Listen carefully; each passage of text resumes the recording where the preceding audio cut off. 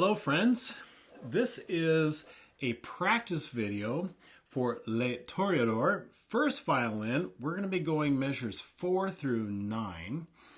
And if you were with me presumably on the first practice video, we talked a lot about speeding up a metronome. We're going to do a little bit of that again. But as you may know, when I do these videos, the first thing we need to do is talk about fingering. And then we'll talk about some musicality, and then we will practice. And then what you want to do is learn where that practice spot is, so that when you loop the video and you play it again, you can just go right to that spot and you can skip the explanation since you've already done that. Make sure you've got a pencil in hand, okay? And measure 4. So you've already learned that we're in third position, right? Now the A sharp is a half step away from that B.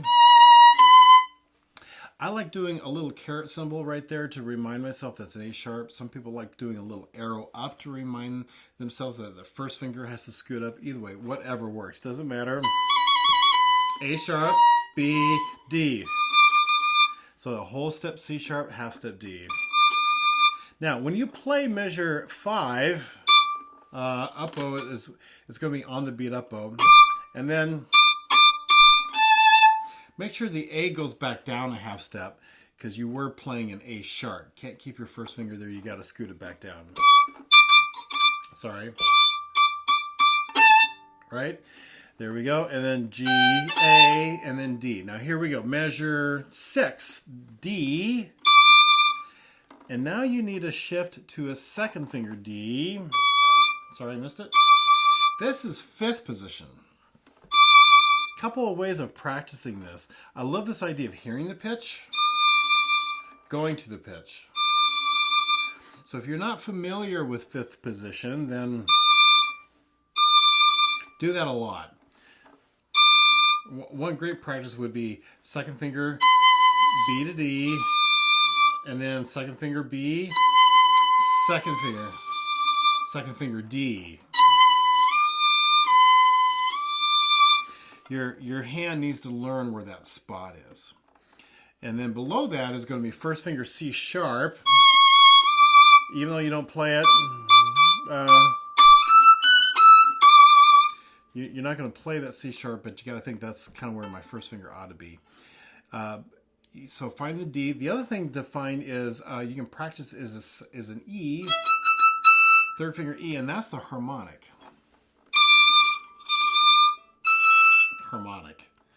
So those are all things to kind of help you find 5th position. And then you got to practice the D, D. Really nice and slow. D, shift, shift, and, ooh, I missed it.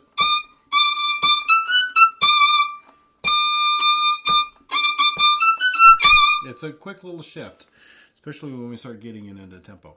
By the way, I don't cut out mistakes. We all make mistakes, and so it's okay. It's a practice video. It's not a performance video. And so that gets me up into 5th position. Now after that, I'm going to go into 3rd, play that in 3rd, and then put myself into 1st. The reason for the big jump, well, it follows this principle of little shifts ascending and big shifts descending. If you have a private teacher and you've learned the flash scale system, it does the same thing. There are 3 shifts to get myself up into the position and 2 big ones to come back down. So although we like little shifts ascending, like we did in the first practice video, we worked on G sharp to A, a little shift ascending. We like doing that. But it's okay to do big shifts descending. Now sometimes you do big shifts descending, or big shifts ascending. It happens. We all have to figure out stuff. But it's just one of the guidelines. Okay, it's a principle. It's an idea. It's a guideline. Well, more like guidelines than they are like rules. I think some famous pirate said that one time. All right, so there is that for the fingerings. Musicality, a lot of off the string bow stroke. One thing to do is you can set your metronome and really work hard on being very even.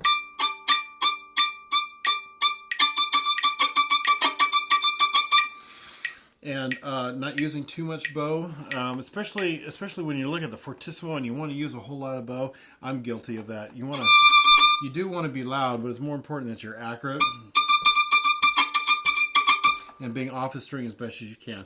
This is not a video about how to play spiccato, but I've got to have some flexibility in my fingers and kind of get that going. Okay, so that's the musicality part. It's fortissimo. It's a part of the entire introductory theme. Okay, all right. So just like the first one, we really need to practice chunks. So we don't need to practice this unless you're not really playing a D on beat 1.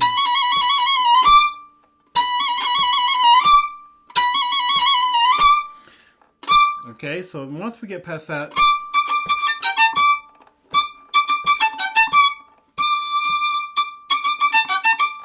so learning the fingerings there, D, A, G, G natural, A, D.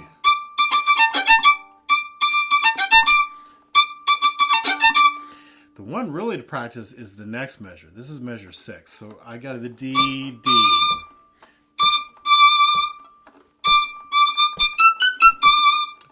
And this one I really want to slow down because it's a very fast shift into 5th position. I think I said before, hear the note, go to the note. Oh, I messed that up. Ready and slow, go down, down. Play the right notes. Ready and go and. Ready and slow, go. You could just practice the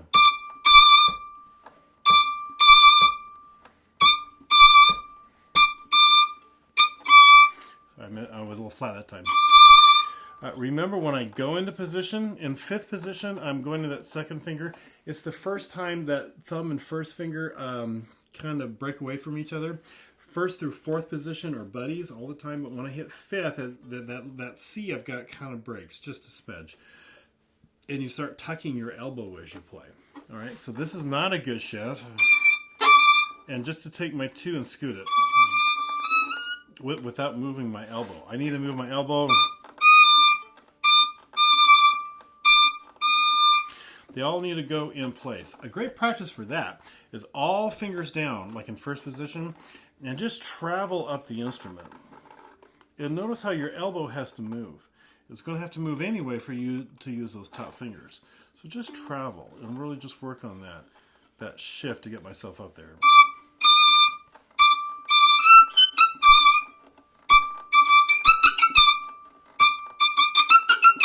Okay, so there's that. Now after that, I'm in 5th position. Now 1st position. 5th, 3rd, 1st.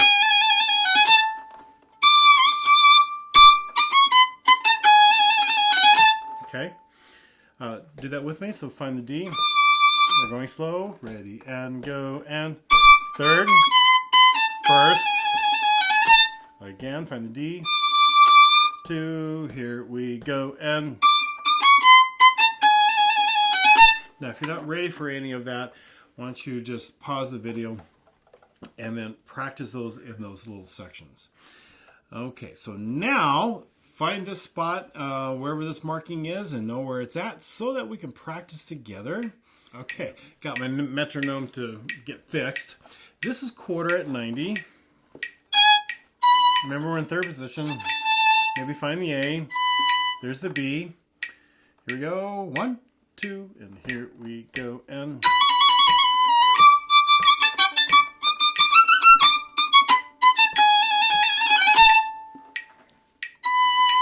one, 2, here we go. And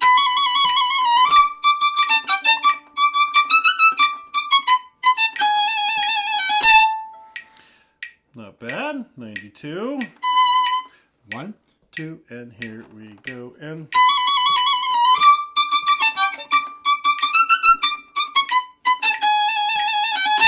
a little bit of squeaking on that one. 1, 2, and here we go. And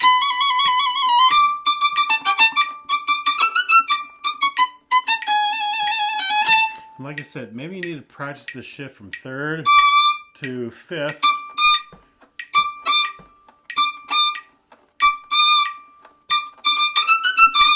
Maybe you need to do that one a whole bunch. One key is to make beat 1 super short. You should be making it short anyway.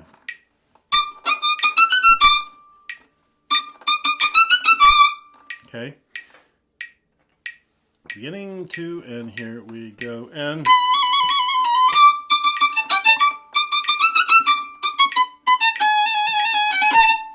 do it again. 2, here we go, and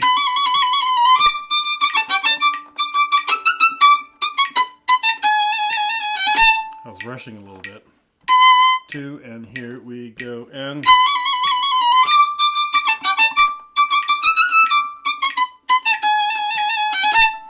a little faster. 1 and 2, and here we go, and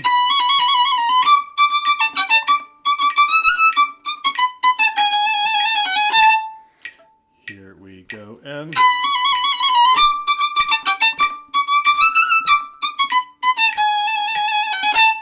good. A little faster. 1, 2, and here we go, and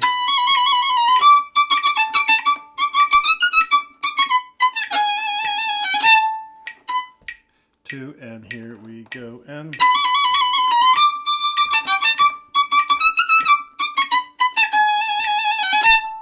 good. Up to 100. 1, 2, and here we go, and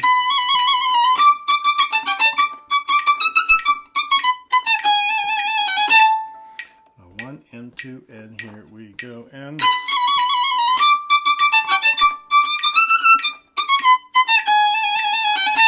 good. Here's 1 and 2. Our goal is 116. 1, 2, and here we go, and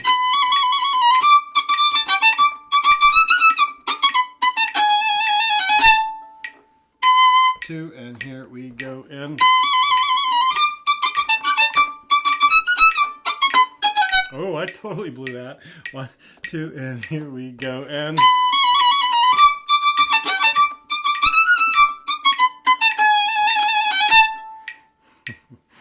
1. Oh, that's 1 and 3. 1 and 4, 2. Here we go, and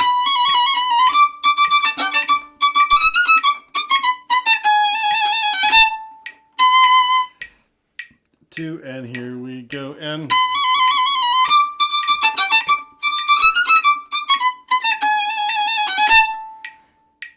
6, 1, 2, and here we go, and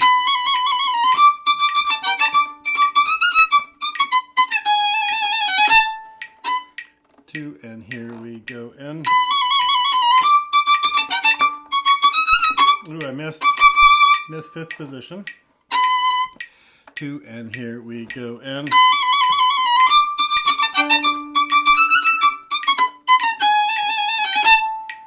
all right, 108. 1 and 2, and here we go, and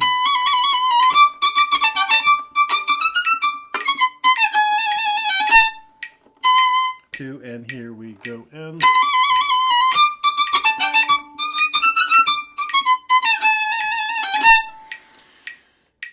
and 10, 2, and here we go, and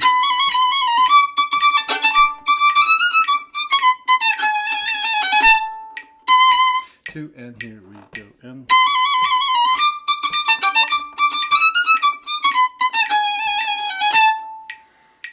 12. We're almost there. 1, 2, and here we go, and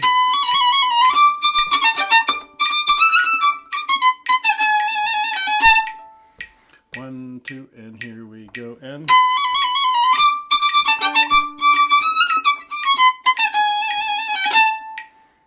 14, 1, 2, and here we go, and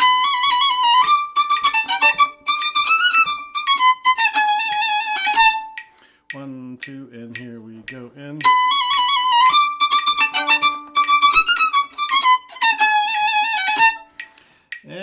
16. 1, 2, and here we go, and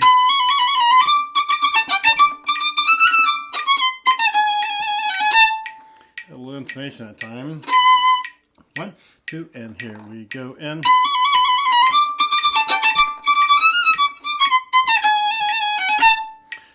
time. 1, 2, and here we go. And